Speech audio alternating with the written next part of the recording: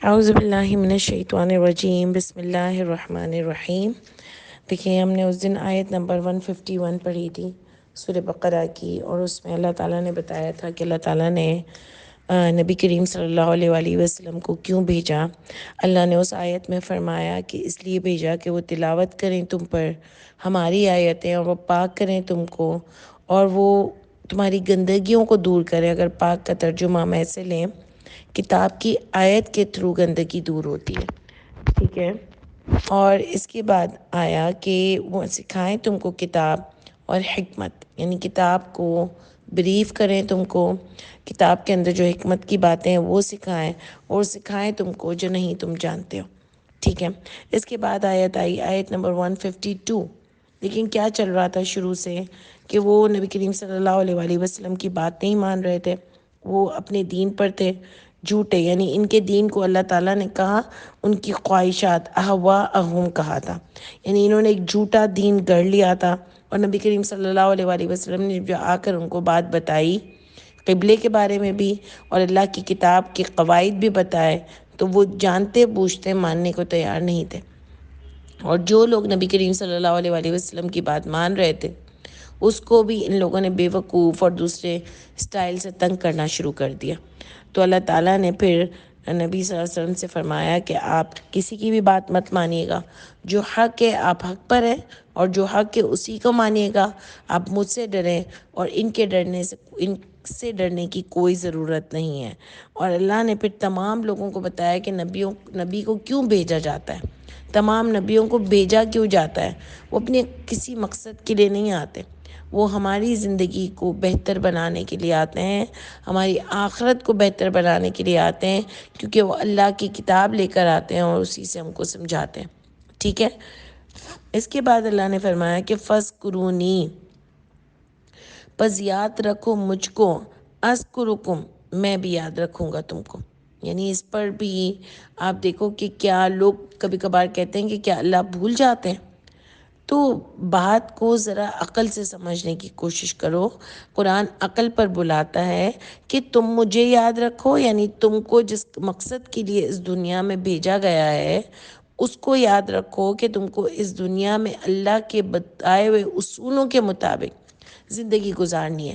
یعنی یہ نہیں کہ آپ مزے نہیں کر سکتے ہو، آپ کھا بھی سکتے ہو، اچھا پہن بھی سکتے ہو، انجوائے بھی کر سکتے ہو، گھوم پھر بھی سکتے ہو، لیکن ان سب چیزوں میں اللہ کے اصولوں کو بس نہیں بھولنا ہے، اور مقصد نہیں بھولنا ہے کہ گھومنے پھرنے میں، چیزیں خریدنے میں، اپنی لائف بنانے میں اتنے کھو جائیں کہ وہ مقصد یاد نہیں رہے کہ اس دنیا میں کس مقصد سے بھیجے گئے تھے۔ یعنی سب کرو نا، انجوائے بھی کرو، کھاؤ پیو بھی، سب کچھ کرو، لیکن مقصد یاد رکھو کہ آخرت میں اللہ کو جواب دینا ہے۔ اس لیے اللہ کے اصولوں پر چلنا ہے۔ ایک تو ہر معاملے میں اللہ کا اصول ہے، ہر معاملے میں اللہ کو یاد رکھنا ہے، ہر خوشی میں اللہ کو یاد رکھنا ہے، ہر غم میں اللہ کو یاد رکھنا ہے، یعنی اللہ کے اصولوں پر چلنا ہے ہر چیز میں۔ اور دوسرا، جس مقصد کے لیے اس دنیا میں آئے ہیں کہ لوگوں تک اللہ کی بات کو پہنچانا ہے، وہ ضرور مجھے اور آپ کو یاد رکھنا چاہیے کہ آخرت میں اس کا جواب دینا ہے۔ باقی دنیا میں بھی آپ انجوائے کریں، اور اس کے لیے آپ کو پراپر ٹائم نکالنا ہے، ٹھیک ہے نا۔ تو اللہ کہنے یاد کرو، تو اللہ بھی اپنے وعدے جو اللہ نے اپنے بندوں سے کیے ہیں اللہ ضرور پورے کریں گے۔ یعنی اللہ تو ویسے بھی ہم کو سب دے ہی رہے ہیں، لیکن اللہ نے جو خاص وعدے اپنے بندوں سے کیے ہیں، کہ جیسے میں اس کو یوں سمجھتی ہوں کہ ان الذین آمنوا وعملوا الصالحات ولا خوف علیہم ولا هم یحزنون، یہ جو وعدہ ہے اللہ کا کہ جو اللہ کے راستے پر چلے گا، جو عمل کرے گا، اس کو نہ کوئی خوف ہوگا اور نہ وہ غمگین ہوگا۔ آپ دیکھتے نا بعض انسانوں کو کسی کی پرواہ نہیں ہوتی، وہ زندگی میں جو ایک مقصد لے کے چل رہے ہوتے ہیں نا، وہ اسی پر چل رہے ہوتے ہیں۔ اللہ کی باتوں کو بھی ان کے دماغ میں ہوتا ہے، ان کو غلط بات پہ وہ بولتے بھی ہیں، کسی کا مقصد زندگی میں سوشل ورک کا ہوتا ہے وہ کرتے ہیں، تو وہ اپنا ایک مقصد لے کے چلتے ہیں، ان کو بھی پرواہ نہیں ہوتی کہ کیا دنیا میں ہو رہا ہے اور لوگ کیا کہہ رہے ہیں۔ ان کے آگے ایک مقصد ہوتا ہے۔ تو جب انسان کے آگے کوئی مقصد ہوتا ہے نا، تو پھر وہ اپنے مقصد کی فکر کرتا ہے، اس کو یہ فکر نہیں ہوتی، اس کے اوپر پھر اللہ تعالیٰ کا انعام بھی آتا ہے کہ اس کو خوف اور غم نہیں رہتا، اس کو آپ بڑی سے بڑی چیز سے ڈرا لو نا، وہ نہیں ڈرے گا، اس کو خوف بھی نہیں ہوگا۔ اور خاص کر کے یہ جو اچھے مقصد کے لیے فائٹ کرتا ہے اور اللہ کے اصولوں پر چلتا ہے، اس کے اندر یہ دو چیزیں، اللہ تعالیٰ اس کو ان دو چیزوں سے پرسکون کر دیتے ہیں۔ یہ اللہ کا انعام ہوتا ہے۔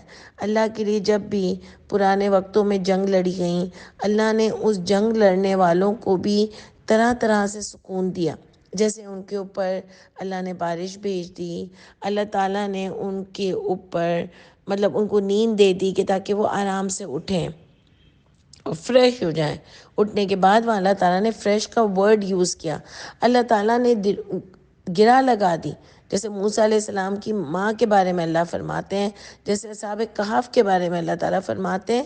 تو اس سے پتہ چلتا ہے کہ اللہ کسی کو بھی خالی نہیں چھوڑتے، جو اللہ کی کام کرتا ہے اس کو، مجھے اور آپ کو بھی نہیں چھوڑیں گے انشاءاللہ۔ جب ہم اللہ کے لیے نکلیں گے نا اور اللہ کے لیے کھڑے ہو جائیں گے نا اور اللہ کے اصولوں کے مطابق زندگی گزاریں گے نا، پھر ہم کو انشاءاللہ سکون، دل پرسکون رہے گا۔ مشکلیں تو آتی ہیں، اللہ تعالیٰ بس ہم کو بڑی آزمائشوں میں نہ ڈالے، لیکن دل پرسکون رہتا ہے۔ آج کا میں آپ کو بار بار بولتی ہوں نا، آج کا سب سے بڑا مسئلہ کیا ہے کہ دل سکون والا نہیں ہے نا، فرسٹریشن، ڈپریشن، ہر چیز ہے۔ اور آپ دیکھو کہ اتنی سائیکولوجیکل پرابلمز اتنے ہو گئے ہیں کہ پہلے میں نے کبھی نہیں سنے اس طرح کی کیسز۔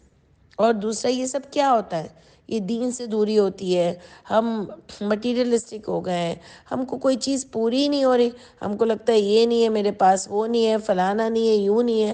اللہ کی ذات پہ بھروسے نہیں ہے ہم کو، اس لیے نہیں ہے کہ ہم اللہ کے اصولوں پر چل بھی نہیں رہے۔ تو یہ چیزیں اللہ بتا رہے ہیں کہ فَاذْكُرُونِی أَذْكُرُکُم، میں یاد کروں گا، تم مجھے یاد رکھو، میں تمہیں یاد رکھوں گا۔ وَاشْكُرُوا لِی، اور ناشکری نہ کرو، ٹھیک ہے، شکر کرو میرے لیے۔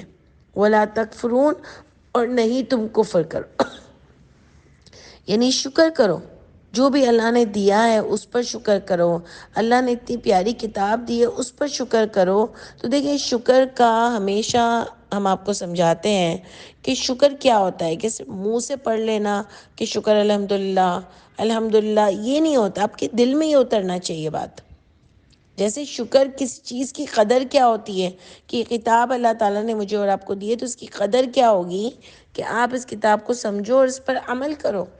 اللہ نے مجھے پیسہ دیا ہے تو اس کی قدر کیا ہوگی کہ اس کو اللہ کی راہ میں اور اللہ کے لوگوں پر خرچ کرو۔ اللہ نے مجھے ایبیلٹیز دی ہیں کسی بھی قسم کی، آپ کو، سب انسانوں کو اللہ نے کوئی نہ کوئی خوبی دی ہوتی ہے، ہر انسان کے پاس ہوتی ہے، تو وہ اس خوبی کو اللہ کی راہ میں یوز کرے، ٹھیک ہے نا۔ تو یہ ہوتی ہے قدر۔ جیسے اب میں اس کو آیتوں سے آپ کو سمجھاؤں کہ جیسے آتا ہے سورہ نصر میں کہ اذا جاء نصر اللہ والفتح، جب آئی مدد اللہ کی اور فتح، یعنی یدخلون فی دین اللہ افواجا، لوگ گروہ در گروہ شامل ہو لگے دین میں۔ تو اس کے بعد کیا کرنا تھا، اللہ یہ نبی کریم صلی اللہ علیہ وسلم کو بتا رہے ہیں کہ اللہ نے آپ کے اوپر اتنا انعام کیا کہ لوگ گروہ در گروہ داخل ہونے لگے۔ آپ کیا کرو، فسبح بحمدی، آپ کام میں لگے رہو آپ کے رب کے اور استغفار کرو، یعنی یہ بھی تو انہوں نے کام ہی کیا تھا نا۔ لیکن جب اللہ اور دیتے ہیں تو آپ کو اور دینا پڑتا ہے اللہ کی راہ میں، ہر جگہ یہی آئے گا۔ جیسے آپ کو اس میں ملے گا کہ اِنَّا أَعْطَيْنَاكَ الْكَوْثَرَ، بے شک ہم نے آپ کو کثرتیں عطا کی ہیں۔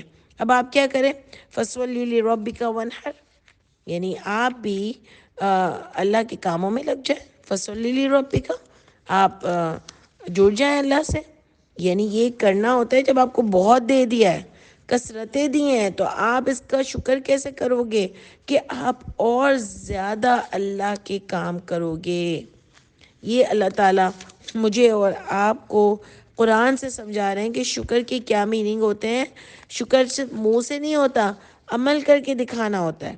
اگر اللہ تعالیٰ آپ کی زندگی کے مسئلے حل کریں تو ہم اور اللہ کے ہو جائیں، یہ شکر ہوتا ہے کہ بھئی اللہ تعالیٰ آپ نے تو میرا ہر جگہ ساتھ دیا ہے اور میں آپ کا کیسے احسان کا بدلہ چکاؤں، تو میں اور اللہ کی بندی بن جاتی ہوں۔ یہ ہوتی ہے قدر اور یہ ہوتا ہے شکر۔ جیسے سورہ دحا میں آتا ہے کہ اللہ تعالیٰ نے وَالضُّحَىٰ وَاللَّيْلِ إِذَا سَجَىٰ مَا وَدَّعَكَ رَبُّكَ وَمَا قَلَىٰ وَلَلْآخِرَةُ، یعنی اللہ تعالیٰ ہم بتا رہے ہیں کہ آپ کو جب بھی مشکلیں آئیں، نبی کریم صلی اللہ علیہ وسلم کو بتا رہے ہیں کہ آپ کو جب بھی مشکلیں آئیں اللہ تعالیٰ نے آپ کا ساتھ دیا. یعنی بتایا نا کہ علم یجد کا یتیمن فآوا ووجدک ضالا فہدا ووجدک عائلا فاغنا. یعنی جب آپ کو یتیم پایا، آپ کو ٹھکانہ دیا، جب آپ کو گمراہ پایا، آپ کو ہدایت دی، جب آپ کو محتاج پایا، آپ کو غنی کر دیا. اب بھی آپ کیا کریں؟ فَأَمَّا الْيَتِيمَ فَلَا تَقْهَرْ وَأَمَّا السَّائِلَ فَلَا تَنْهَرْ. آپ بھی کسی یتیم کو جھڑکیں نہیں، کسی سائل کو نہ جھڑکیں. وَأَمَّا بِنِعْمَةِ رَبِّكَ فَحَدِّثْ. اور اللہ کی نعمتوں کو لوگوں میں بیان کیا کریں. یعنی آپ نے دیکھا اس کا آفٹر افیکٹ کیا ہے کہ جب اللہ تعالیٰ آپ کے لیے کچھ کرتے ہیں تو اس کی شکر گزاری کیسے ہوگی، تھینک یو کیسے ہوگا کہ آپ اس کے آلٹرنیٹ میں اللہ کے لیے اور بھی زیادہ کریں. سمجھ آئی؟ یعنی اللہ تعالیٰ نے مجھے میری کوئی بہت مشکل آسان کر دی، میں کہوں گی اللہ تعالیٰ آپ نے میرا اتنی مشکل آسان کی، میں تو اتنی نالائق ہوں، اس کے باوجود بھی اللہ تعالیٰ میں اب سے پوری کوشش کروں گی کہ میں آپ کی بالکل نافرمانی نہ کروں. یہ ہوگی میرا اللہ تعالیٰ کو تھینک یو ہونا. اور پھر میں قائم رہوں اس بات پر.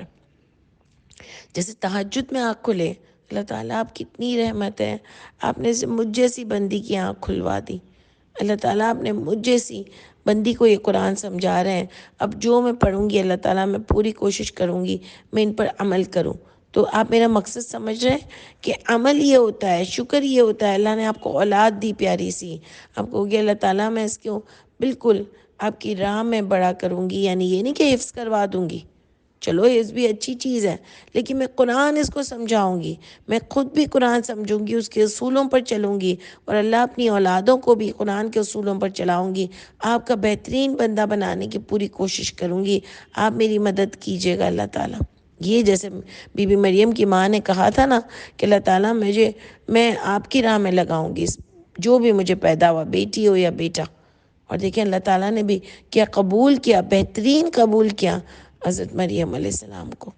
تو یہ آپ کی کوشش، ہماری نیت اور ہماری لگن پہ ڈیپینڈ کرتا ہے. تو اللہ تعالیٰ بھی پھر چھوڑ نہیں دیتے، ان چیزوں میں بھرپور ساتھ دیتے ہیں جیسے مریم علیہ السلام کا دیا، اور چیزوں میں ہم نے آپ کو بتایا. تو یہ یاد رکھیے قرآن کے قصے ہمیں سنانے کے لیے ہوتے ہیں، لیکن ہمیں عقل پہ بلاتے ہیں. یہ دیکھو اگر تم نے بھی اللہ کے لیے کچھ کیا تو اللہ آپ کو کبھی خالی نہیں چھوڑیں گے. یہ اللہ کا وعدہ ہے، اور اللہ سے بڑھ کر تو آپ دیکھو کسی کا وعدہ نہیں ہوتا. جب دنیا میں لوگوں کے وعدے پہ بھروسہ کر کے اتنا سب کچھ کر لیتے ہیں تو اس سے بڑھ کر کیا اللہ کا وعدہ نہیں ہے؟ اس کے لیے تو ہم کوئی کوشش نہیں کرتے. یا پھر دیکھیں اتنے نالائق ہیں کہ سب سے زیادہ اگر کم کسی ذات پہ ہم بھروسہ کرتے ہیں، منہ سے تو کہتے ہیں لیکن ہمیں یقین کہاں ہوتا ہے. یقین ہو تو ہم بڑھ چڑھ کر اس کے لیے کام کریں. یا ایھا الذین آمنو، اے ایمان والوں، استعینوا، مدد مانگو، بالصبر والصلاۃ. دیکھیں یہ آیت بھی بہت پیاری آیت ہے، یہ بھی ایک وظیفہ ہے کہ بالصبر والصلاۃ. بالصبر کا ہمارے یہاں ترجمہ لے لیا جاتا ہے کہ صبر کرو. صبر کا میننگ کیا ہوتا ہے؟ جمے رہو اپنے ایمان پر. یعنی کوئی مشکل آ جائے تو ایمان سے نہیں ہٹ جاؤ کہ نوکری نہیں مل رہی، اللہ کسی پر یہ مشکل نہ لائے تو کسی بابا کے پاس جا کے دم کرا لوں، کسی تعویذ لے آؤں. بچے نہیں ہو رہے تو پھر کسی سے تعویذ لے آؤں، کوئی پوچھنے چلے جاؤں مجھ پہ جادو تو نہیں ہو گیا. بیٹی کا رشتہ نہیں ہو رہا، بیٹے کا رشتہ نہیں ہو رہا تو پوچھنے چلا جاؤں، بہت اللہ سے مانگا نہیں مل رہا، اب کیا کروں؟ پوچھنا پڑے گا. یہ نہیں کرو، جمے رہو ایمان پر. ابراہیم علیہ السلام کو اولاد نہیں ہوئی تو خود بھی بابا ہی تھے نا ایک طریقے سے، جو ہم بابا بنا لیتے. استغفر اللہ، اللہ کے ولی تھے نا. لیکن کوئی پڑھ کے دم کی ہوئی کبھی کوئی آیت آئی آپ کے پاس؟ حضرت زکریا علیہ السلام کی کبھی کوئی آیت آئی؟ انہوں نے بھی اللہ سے ہی مانگا نا، اور کہا بھی کہ اللہ آپ سے مانگ کے کبھی مایوس نہیں ہوئے، کیونکہ یقین تھا کہ جو اللہ دیتے ہیں اور جو اللہ کی مرضی ہے جب دیتے ہیں وہی ہمارے لیے بہتر ہے. اور اللہ سے ہی دعا مانگتے رہے. تو ہم بھی جمے رہیں ایمان پر، ایمان سے نہیں ہٹنا. یونس علیہ السلام کو مچھلی کے پیٹ میں بند کر دیا لیکن اللہ سے نہیں پھرے، جمے رہے. تو صبر کا مقصد یہ نہیں ہوتا کہ برداشت کرتے رہو، ظلم برداشت کرتے رہو. ہمارے یہاں تو اس کا ایک الٹا میننگ لے لیا ہے نا کہ کوئی اگر بہت ظلم اپنے اوپر برداشت کر رہا ہوتا ہے ہم کہتے ہیں بیچارہ بہت صبر والا ہے. نہیں، وہ بیچارہ بزدل ہے. بہادر انسان اپنے اوپر خواہ مخواہ کا ظلم برداشت نہیں کرتا. اللہ تعالیٰ نے انسان کو ایسے ظلم برداشت کرنے کا نہیں بولا ہے کہ تمہاری ذات پر ظلم ہو رہا ہو تم برداشت کرتے رہو، مار کھاتے رہو، گالیاں سنتے رہو، وہ تمہارے پیسے لوٹ رہا ہے لوٹنے دو، کہ چلو اللہ اس کا بدلہ دے گا. تو اللہ نے قرآن میں آیت دی ہے کہ جو اپنی مدد نہیں کرتے اللہ بھی اس کی مدد نہیں کرتا. اپنے لیے آواز اٹھانا سیکھو. یہ نہیں ہے کہ مارا ماری شروع کر دو، گالیاں دینا، لیکن اپنے لیے آواز اٹھانی چاہیے، سٹینڈ لینا چاہیے. جب آپ سٹینڈ لیتے ہو تو سامنے والے کو بھی ڈر لگتا ہے، اور یہ کرنا چاہیے، یہ بہت ضروری ہوتا ہے. لیکن یہاں صبر کا مطلب ہے کہ اپنے ایمان پر جمے رہو. بہت مشکل حالات تھے نبی کریم صلی اللہ علیہ وآلہ وسلم جب آئے، اور شروع میں کچھ لوگ ایمان لائے، اور سب نبیوں کے ساتھ ہی یہ ہوا. تو بہت مشکل حالات ہوتے ہیں. ابراہیم علیہ السلام کو بھی جب ان کے باپ نے نکال دیا، اور جس طرح سے وہاں وہ رہ رہے تھے، ان کو بار بار بتا رہے تھے کہ یہ صحیح نہیں ہے کہ تم بتوں کی عبادت کرتے ہو، تو وہ ان کے لیے مشکل حالات تھے. لیکن اس کے باوجود بھی وہاں رہ کر انہوں نے اللہ کا کام کیا، اور اس کے بعد بھی اللہ کو نہیں چھوڑا. یہ ہوتا ہے صبر، جمنا، ایمان پر ڈٹے رہنا. مسلمان نبی کریم صلی اللہ علیہ وسلم کے زمانے میں مشکل دور تھے، اس میں جنگ ہارے بھی تھے اپنی غلطیوں کی وجہ سے. یہ نہیں کہ اللہ تعالیٰ ہر جنگ میں جتا دیتے تھے، جہاں وہ غلطیاں کرتے تھے وہاں ہارتے بھی تھے تاکہ ان کو سبق ملے اور نیکسٹ ٹائم وہ زیادہ محنت کریں. تو انہوں نے پھر بھی جمے رہے. جو لوگ بیچ میں سے چلے گئے وہ جمے نہیں رہے، اس لیے وہ چلے ہی گئے. کیونکہ آپ نے دیکھا ہوگا کہ سورہ انفال میں آتا ہے. میں آپ کو اس لیے ساری باتیں بتاتی ہوں کہ آپ کو قرآن کا ایک رول سمجھ آ جائے، ایک پرنسپل سمجھ آ جائے. کہ آپ نے دیکھا ہوگا کہ سورہ انفال میں جب بہت سارے لوگ جنگوں کے لیے نہیں لڑنا چاہتے تھے، وہ نبی کریم صلی اللہ علیہ وسلم کے پاس آئے، انہوں نے اجازت لی کہ ہم نہیں آ سکتے، اور اللہ نے اس بات کو بہت برا مانا. اور آخر میں جب مسلمان جنگ جیت کر بھی آ گئے تو وہ جب دوبارہ شامل ہونے آئے تو اللہ تعالیٰ نے ان کو قبول نہیں کیا. اللہ نے کہا اب ایک اور جنگ ہوگی، اور اگر اس میں تم نکلے تو تمہاری چیکنگ ہوگی، کہ تم نکلو گے تب قبول کیے جاؤ گے. یہ اللہ نے شرط رکھی. سمجھ آئی؟ تو مشکل حالات تھے، اس میں جو لوگ جمے رہے وہ کامیاب ہوئے. یعنی ایمان پر ڈٹے رہو، پھر مدد مانگو اللہ سے. یہ نہیں کہ ایمان سے ہٹ جاؤ اللہ سے بھی دعا کرو، غلط شرک طریقے سے اپنی دعا قبول کرنا چاہو، پیر و فقیروں کے پاس چلے جاؤ، منت مانو، جادو ٹونے کرنا شروع کر دو. یہ نہیں ہو سکتا. جمے رہو اپنے ایمان پر، اللہ کے اصولوں پر ڈٹے رہو، اللہ سے مایوس نہیں ہو، اور پھر اللہ سے مدد بھی مانگو. وہ صلاح، اور صلاح بھی کیا ہے؟ اللہ کے نظام پہ ڈٹے رہو. اللہ نے جو صلاح یعنی تم کو جو نظام دیا ہے اللہ کی کتاب میں کہ کیا کرنا ہے اور کیا نہیں کرنا، کیا کرنا، ڈو اور ڈونٹس، کیا اللہ تعالیٰ نے حکم دیا ہے کرنے کا اور کس چیز سے روکا ہے، وہ جمے رہو. اور نماز بھی پڑھ لو، ایکسٹرا نفلیں بھی پڑھ لو اللہ سے مدد مانگنے کے لیے. تو دونوں باتیں بالصبر میں صلاح میں آئیں گی. اللہ نے آخر میں فرمایا ان اللہ مع الصابرین. دیکھیں اللہ تعالیٰ ساتھ ہیں جمے رہنے والوں کے. یعنی جو پتہ ہے میں اس کو کیسے لیتی ہوں، سمجھتی ہوں کہ اللہ تعالیٰ ساتھ ہے. یعنی جو جمع ہوا رہتا ہے نا اپنے ایمان پر، مشکل آ جائے لیکن وہ کہتا ہے نہیں اللہ کے سوا تو نہ کوئی دے سکتا ہے اور نہ لے سکتا ہے، میں اپنے ایمان سے پیچھے نہیں ہٹ سکتا. تو اللہ ایسے لوگوں کے پتہ ہے کس طرح ساتھ ہوتے ہیں کہ وہ والی آیت جو ہے نا کہ آمنوا وعملوا الصالحات ولا خوف علیہم ولا هم یحزنون. یعنی یہ مشکل حالات میں بھی ان کو کوئی خوف اور غم نہیں ہوتا. اللہ ایسے ساتھ ہوتا ہے. جیسے میں ہمیشہ اس کو سمجھاتی ہوں نا اللہ کا ساتھ کیسے ہوتا ہے کہ تکلیف تو ہوتی ہے لیکن اس میں ایک ڈھارس ہوتی ہے. جیسے نا ہمیں تکلیف ہو رہی ہوتی، کوئی ہمارا ہاتھ پکڑ لیتا ہے نا، وہ ہماری وہ تکلیف کو دور نہیں کر سکتا. پیٹ میں درد ہوتا ہے، یہ وہ، کوئی ہمارا اپنا ہمارا ہاتھ پکڑ لیتا ہے نا، تھوڑی ڈھارس آ جاتی ہے، بہت ڈھارس آ جاتی. جیسے ہم کہیں اکیلے بند ہو جائیں لفٹ میں یا کہیں اکیلے کھو جائیں اور کوئی ساتھ ہو نا تو ایک بہت ساتھ نصیب ہوتا ہے. تو یہ ہوتا ہے اللہ کا ساتھ کہ آپ کو ایک ڈھارس کی فیلنگ آتی ہے، ایک سکون کی فیلنگ آتی ہے مشکل میں بھی. ایک ہوتا ہے ہو جائے گا انشاءاللہ. یہ اللہ کا ساتھ ہوتا ہے. اور یہ کن بندوں کے ساتھ ہوتا ہے؟